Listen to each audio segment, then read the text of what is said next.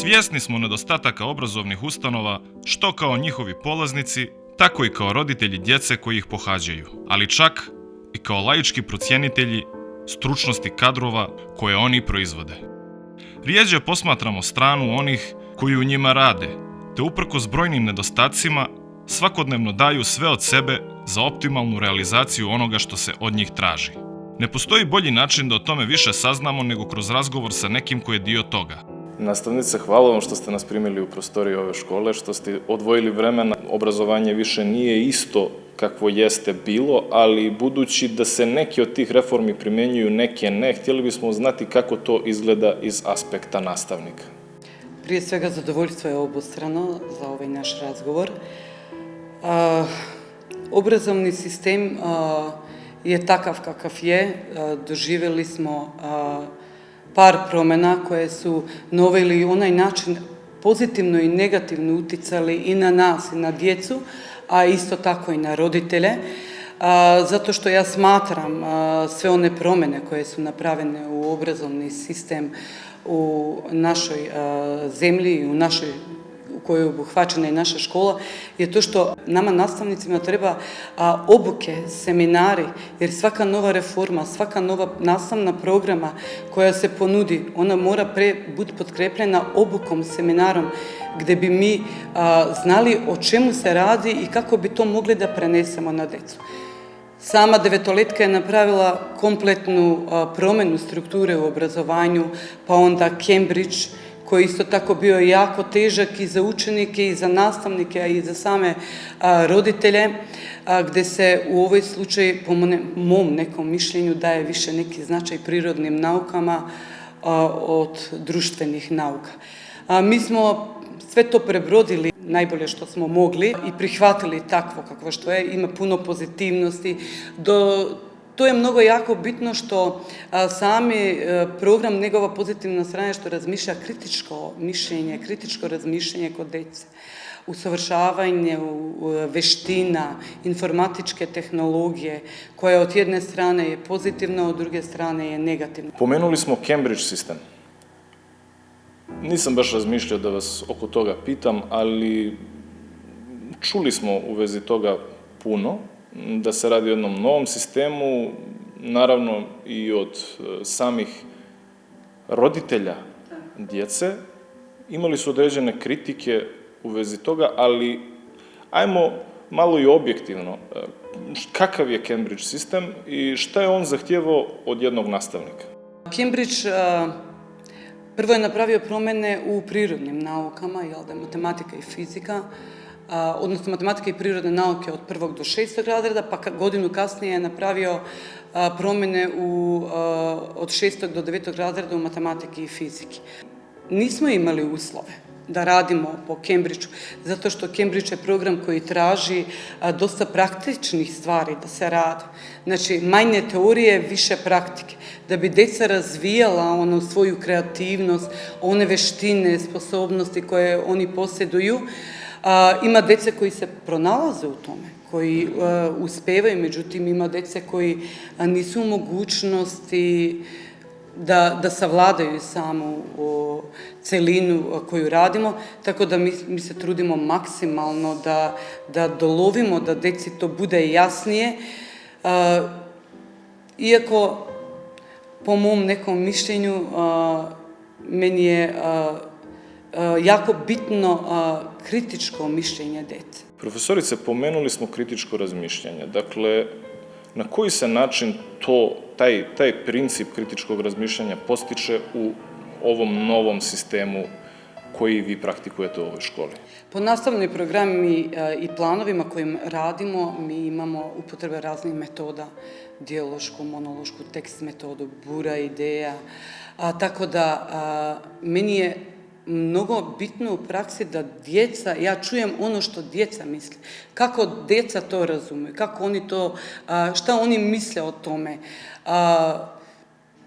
Posebno predmet prirodne nauke, građansko obrazovanje, gdje tu više se traži to kritičko mišljenje, a meni je mnogo bitnije ono što djeca misle i kako oni razmišljaju, jer tu nikad nemaš istih misli, uvek jedna grupa misli isto, druga je kontradiktorna i tu nekad nastane neko haotično stanje, gde apsolutno, znači uvek imamo predmet, lično ja predmet koji predajem građansko obrazovanje, gde svaki čas i po novoj nastavnoj programi tog predmeta traže baš debate, kritičko razmišljanje. Deca to vole. U globali deca više vole da razmišljaju, da debatiraju, nego da uče, da ono klasično učenje teorije ili bubajne. Tako da mislim da i drago mi i želim da i tako i deca razvijaju svoju svest, upoznavaju razne vrednosti društva u kojem žive i zajednice u kojem žive, tako da meni se lično to dopada i upotreba informatičke tehnologije gde deca to vešto rade projekte u PowerPointu, prosleđeno sa slikama i to je baš onako, umeju ono što učim ili što ja kao na čas teoriju im predstavim, oni to znaju na mnogo lep način da prezentiraju i čak i ono što, i dublje duđu u samu temu koja se traži. Da li taj predmet građansko društvo na neki način jeste i uvod djeci u ono što, eto, zovemo savremenost? Da li se tu u stvari djeci objašnjava ne samo kroz materijal, nego i kroz način prezentacije? Pomenuli ste kritičko mišljenje, debate. Da li se na taj način nekako razvija i svijest kod njih, društvena svijest? Apsolutno.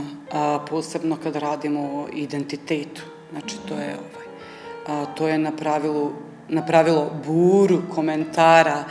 Svako sebe vidi na neki poseban način, što je meni mnogo drago kad ja čujem, pa oni dopunjuju jedni drugi. Kako ne?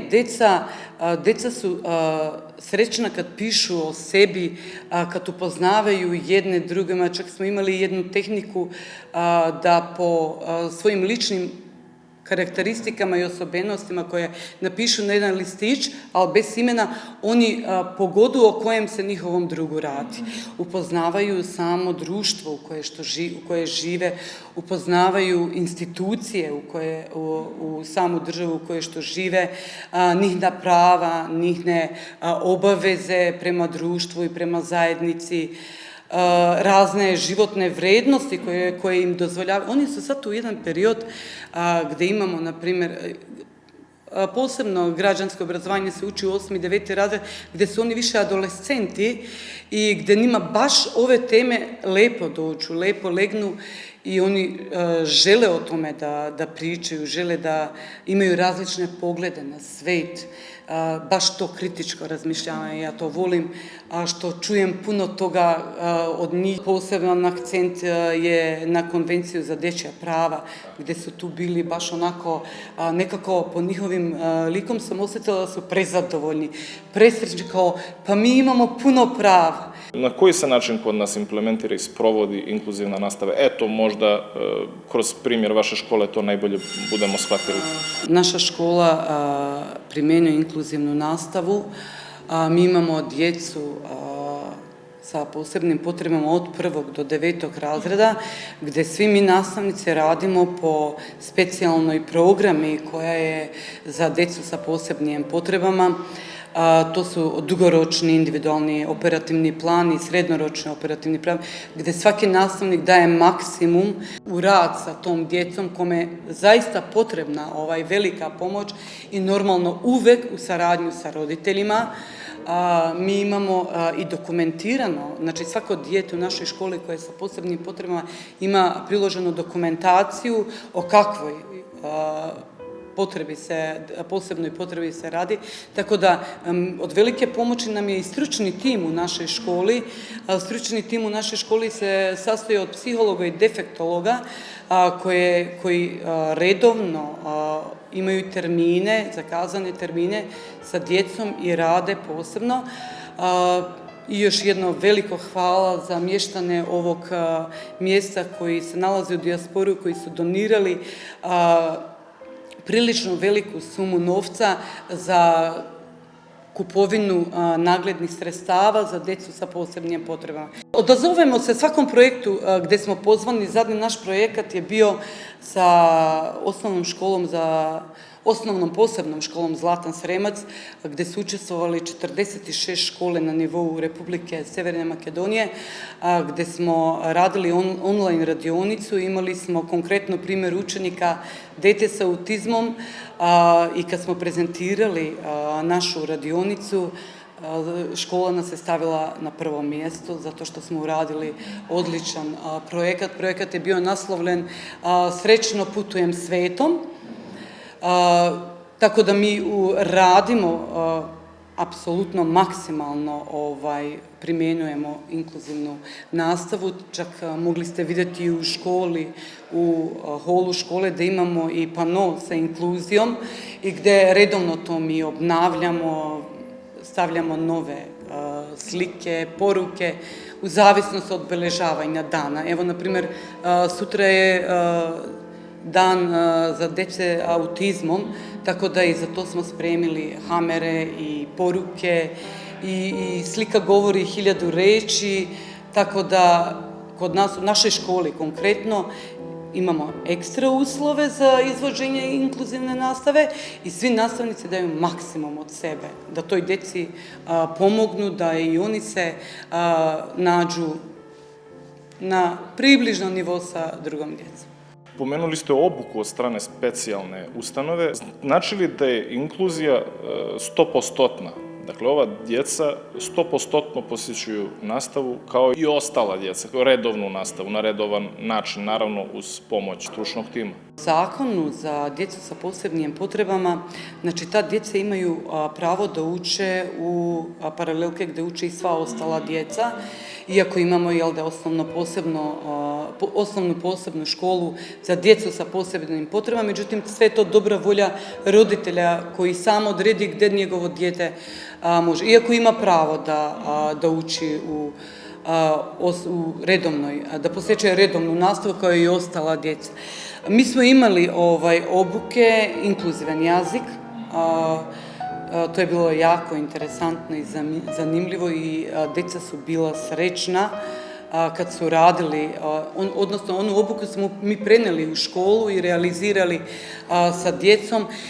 Po mom mišljenju, ja mislim da ta djeca zaslužuju da budu u razred i oni su jako dobro prihvaćeni od ostale. To je baš zanimljivo. Dakle, kako većina djece reaguje na inkluziju? Kod nas je odličan odnos, čak i mi pomažu. Znači, tu druže se, bilo kakva pomoć da im je potrebna, oni im je ukažu. Iako smatram da ima tu možda malo nedostatka. Mislim da treba sa tom djecom da radi barem kao i što su nagovestili nešto da ima u svakoj školi po 2 asistenta koji će raditi sa djecom sa posebnim potrebama. Dakle, ne postoje obrazovni asistenti koji dolaze sa tom djecom u školu i vraćaju se sa njima nazad? Ne, momentalno ne, iako sad taj posao rade stručni tim, psiholog i defektolog. Asistenti još uvijek nam nisu praćeni u školi da bi oni radili sa tom djecom, iako mislim da je preko potrebno.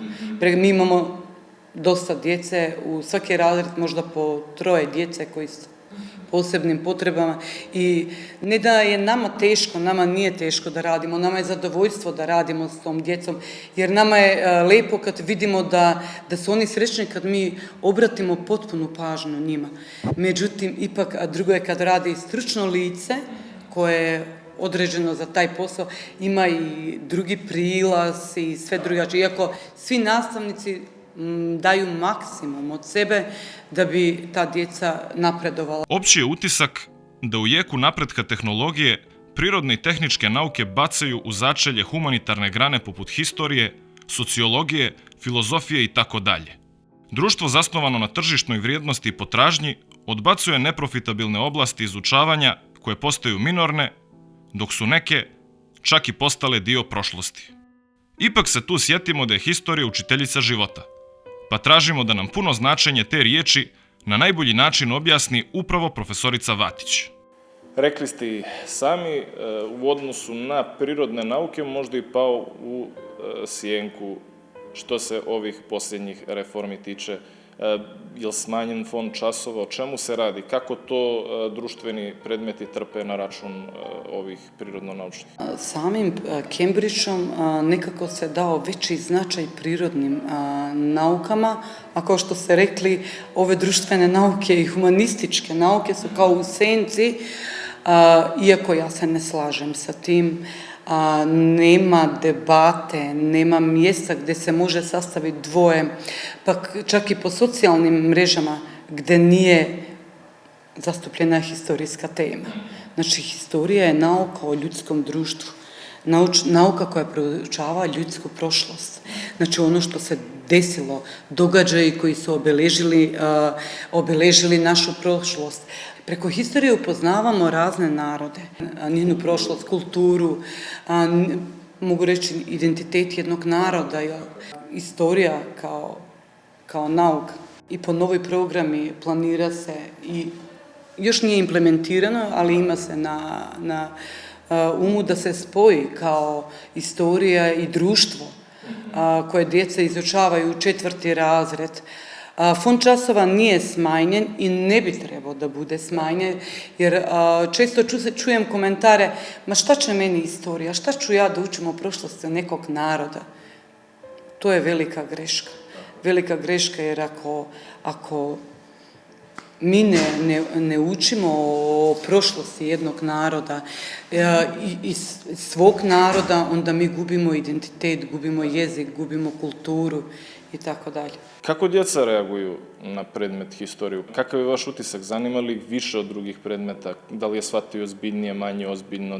Da li je shvatio kao dosadnu nauku? Šta ih najviše zanima? Tu bi mogla napraviti jednu klasifikaciju u neke 3 kategorije.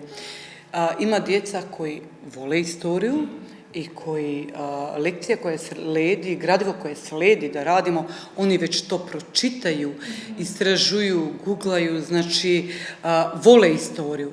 Ima djece koje uče istoriju normalno samo da bi dobili pozitivnu ocjenu i to ja ne osuđujem nimalo.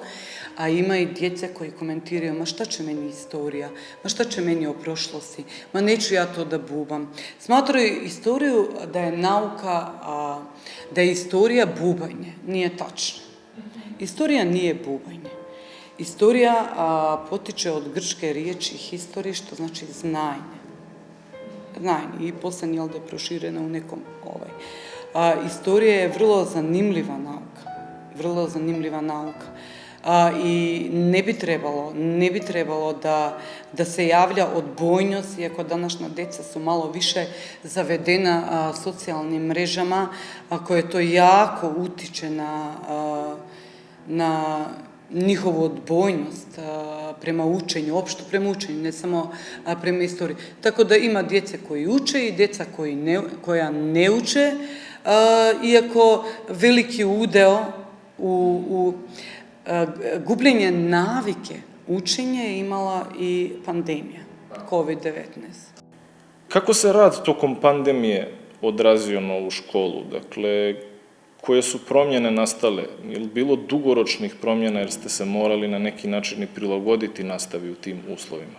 Ono što se negativno odrazilo na djecu je, kao i prije što sam vam rekla, to što su djeca iskoristila online nastavu, ne da uče, već da prepisuju.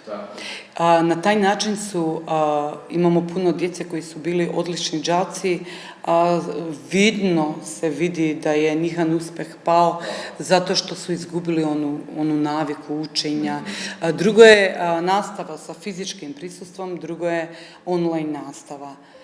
Tako da pandemija je uradila to što je uradila, međutim polako trudimo se preko raznih projekata, preko raznih metoda da djecu vratimo nazad u kolosek, da shvate da treba da uče i da učenje je najbitnije nešto u životu da bi mogao i dalje kroz život koračati i poznavati sve životne vrijednosti, norme i tako. Je li na neki način pozitivno uticala? Evo imamo neke firme koje su imali kancelarije, prostorije, danas ih više nemaju. rade od kuće, isti broj zapošljenih. Da li je to možda pozitivno uticalo i na obrazovanje? Znači, apsolutno da je negativno se odrazio, međutim, ipak kažem, zdravlje pre svega. Najbitnije je zdravlje. Ostalo sve može se nadoknaditi, može se uraditi. U obrazovnom sistemu je totalan pad imamo, međutim, opet kažem, trudimo se maksimalno da se vratimo u normalu. Da li su određeni profesori morali se na neki način nadograditi time što će savladati informatičke tehnologije kako bi se prilagodili uslovima rada na daljinu? Apsolutno, znači, imali smo mi kratku obuku za online nastavu. Normalno, roditelji da pomognu djecu, pa su i oni aktivirali, iako mi nastavnici već smo imali poznavanja o informatičkoj tehnologiji i nije nam bilo toliko teško, iskreno.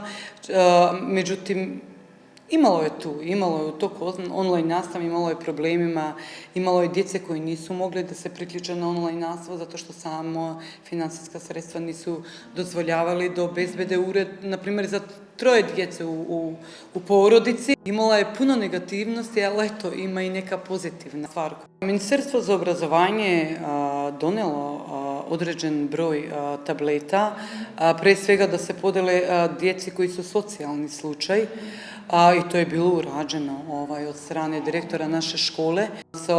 Obzirom na to da u jednu porodicu ima 2 srednjaša, 1 osnovac, pa onda ili se pogode ista smena, tako da u današnje vrijeme koje živimo je jako teško da obezbediš telefonske urede ili laptop, kompjuter za sve 3 djece. Međutim, roditelji su bili angažirani, borili se svim silama, obezbedili su, tako da naša škola nije imala baš neki velik problem sa 90 i više posto djece su bili redovni na online nastavi.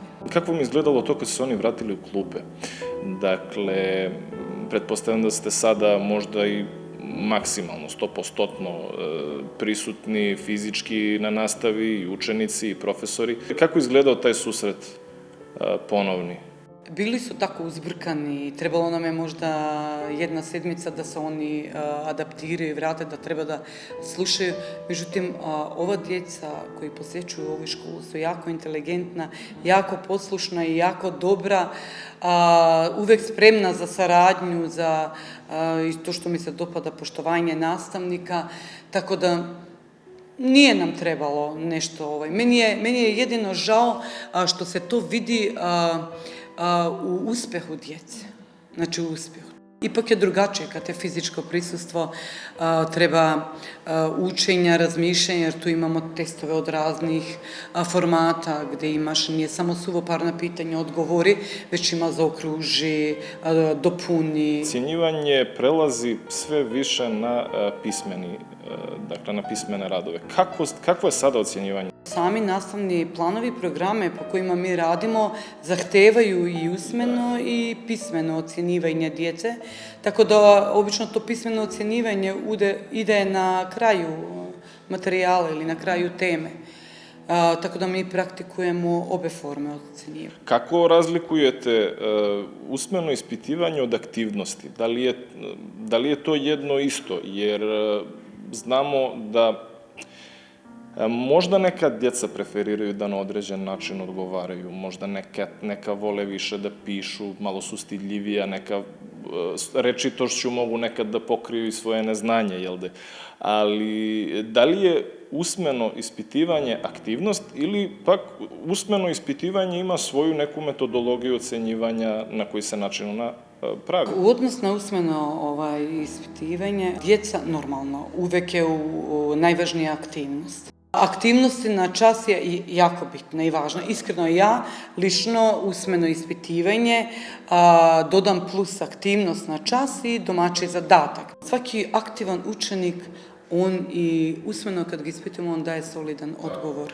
Međutim, za oni što vole više pismeno, ima tu znači ne znači da to nisu dobra djeca, ima jako dobre djece koji uče, međutim nekako se osjećaju sigurniji kad je pismeno, nisam ja tu da ih pratim, da stojim do njih ili da ih pratim pogledom i tako da se osjećaju sigurniji kad rade pismeno.